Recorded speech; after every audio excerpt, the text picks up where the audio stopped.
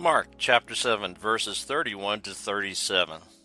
He went around all of Galilee, teaching in the synagogues, proclaiming the gospel of the kingdom, and curing every disease and illness among the people.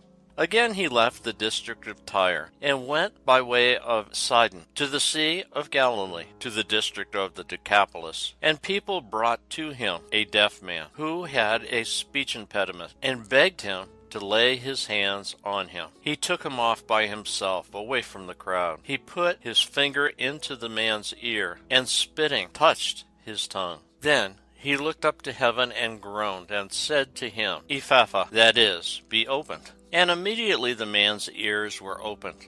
His speech impediment was removed, and he spoke plainly. He ordered them not to tell anyone, but the more he ordered them not to, the more they proclaimed it. They were exceedingly astonished, and they said, He has done all these things well. He makes the deaf hear, and the mute speak.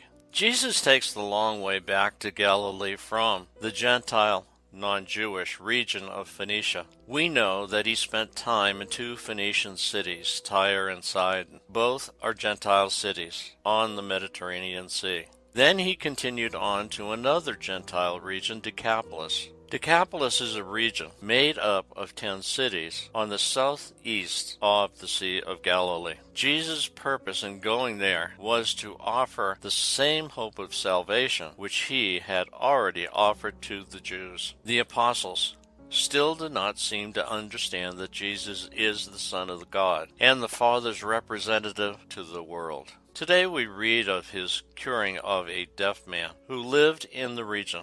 This miracle is a partial fulfillment of Isaiah 32 verses 2 and 5 through 6, which will be completed in the curing of the blind man in Mark 8:22 to 26.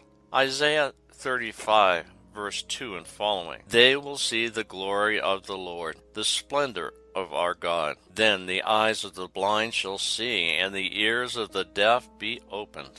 Then the lame shall leap like a stag, and the mute tongue sing for joy.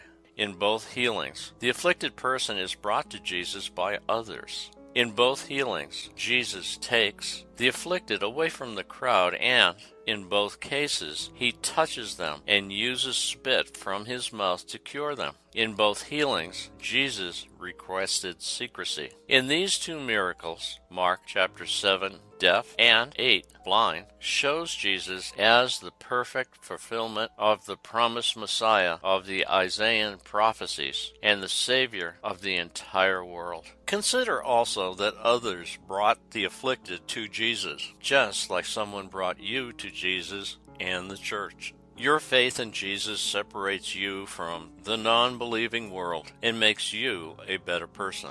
Consider also that through the scriptures, the Word, Jesus touched the heart and mind. Hearing his word changed you from the spiritually deaf to a faithful follower whose life has been changed forever. The curing of the spiritually deaf happens every day, but we, like the apostles, tend to overlook it instead of celebrating it.